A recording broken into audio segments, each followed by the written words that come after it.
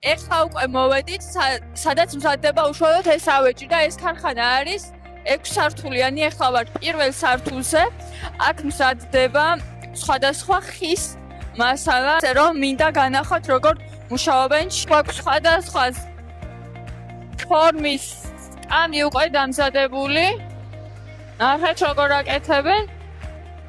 და ყველაზე მნიშვნელოვანი არის ის, რომ ქარხანას აქვს ძალიან დიდი რესურსი, როდესაც რესურსი ძალიან დიდია, ამ შემთხვევაში არაფრის გაკეთება არ არის რთული.